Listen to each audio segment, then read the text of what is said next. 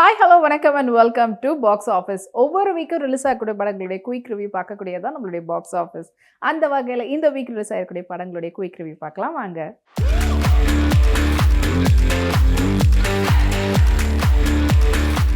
இப்போ நம்மளுடைய பாக்ஸ் ஆஃபீஸில் நம்ம பார்க்க போகிற படம் நிறம் மாறும் உலகில். நிறம் மாறும் உலகில் படத்தினுடைய டைரக்டர் பிரிட்டோ ஜான் அண்ட் இந்த படத்தில் எடிட்டராக வந்து தமிழரசன் அண்ட் படத்தினுடைய சினிமோட்டோகிராஃபர் மல்லிகார்ஜுன் மற்றும் மணிகண்டன், படத்தினுடைய music director Dev Prakash. And இந்த படத்தில் முக்கியமான கதாபாத்திரத்தில் பாரதி ராஜா, வடிவுக்கரசி, ரியோராஜ், நட்டி, அப்புறமா சாண்டி, யோகி பாபு மற்றும் பலர் நடிச்சிருக்கிறாங்க. படத்தினுடைய ஒன்லைன் ஸ்டோரி பற்றி சொல்லணும்னா இது வந்து ஒரு ஆந்த்ரோபாலஜி அப்படின்னு கூட சொல்லலாம். ஏன்னா டிஃப்ரெண்ட்டாக நடக்கக்கூடிய 4 கதைகளை எடுத்து சொல்லியிருக்கக்கூடிய படம் தான் இந்த நிறம் மாறும் உலகில்.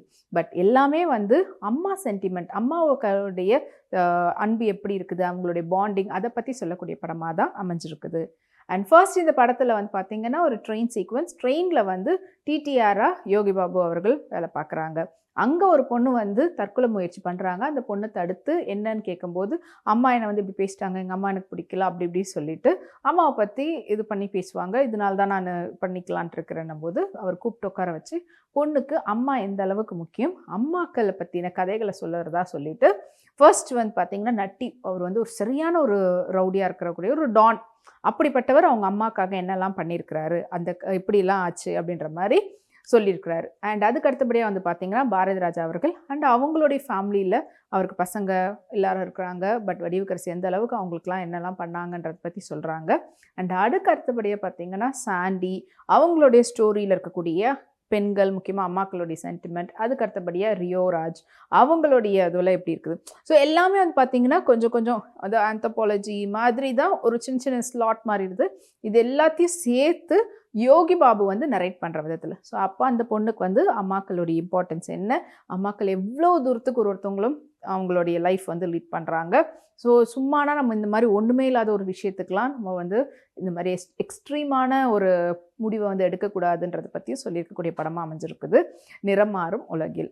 அண்ட் அஃப்கோர்ஸ் இதில் சொல்லியிருக்கக்கூடியவங்க எல்லாரும் பாரதி ராஜா அவர்கள் நாளுக்கு நாள் அவருடைய நடிப்பு வந்து மெருகேறிக்கிட்டே போகுதுன்னு தான் சொல்லி ஆகணும். அதே போல் வடிவுக்கரசி அவர்கள் அமேசிங். அவங்கள பற்றி எல்லாம் வந்து நம்ம கமெண்ட் கூட பண்ணக்கூடாது, அப்படிப்பட்ட ஒரு பெர்ஃபார்மன்ஸ் தான் தொடர்ந்து கொடுத்துட்ருக்குறாங்க. அண்ட் ஐ திங்க் இதே காம்போ தான் வந்து இதுக்கு முன்னாடி வந்து திருமாணிக்கம் அந்த படத்துலேயும் அவங்களுடைய காம்போ இருந்திருக்கும். இவர் நட்டி அவங்க வந்து அவருடைய கேரக்டர் நல்லவனாக இருந்தாலும் சரி, கெட்டவனாக இருந்தாலும் சரி, குணச்சித்திரனாக இருந்தாலும் சரி, இல்லை ஒரு காமெடி கலந்த ஒரு நாயகனாக இருந்தாலும் சரி, எல்லாத்தையும் வந்து அவ்வளோ தத்ரூபமாக வந்து பண்ணக்கூடியவர். அண்ட் சாண்டி அவருடைய வே ஆஃப் ஆக்டிங்கில் அதை வந்து பிரதிபலிச்சிருக்காரு. அண்ட் ரியோ இப்போ அவருடைய ஸ்கிரிப்ட் எல்லாமே பார்த்திங்கன்னா ஒரு லவ் ஸ்டோரி அந்த மாதிரி போயிட்டுருக்கிறதுல இதில் அவருடைய பெர்ஃபார்மன்ஸ் எப்படி கொடுக்க முடியுமோ அப்படி கொடுத்துருக்காரு.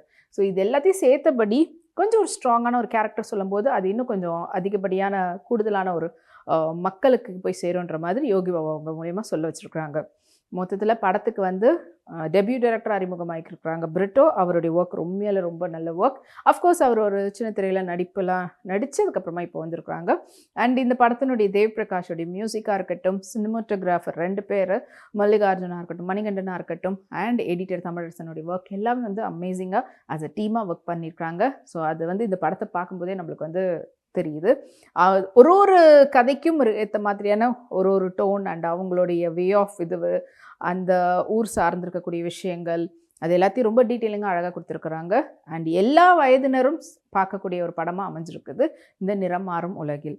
அண்ட் இந்த வாரம் வந்து இந்த படம் ரிலீஸ் ஆகிருக்குது. தியேட்டரை போய் பாருங்கள்.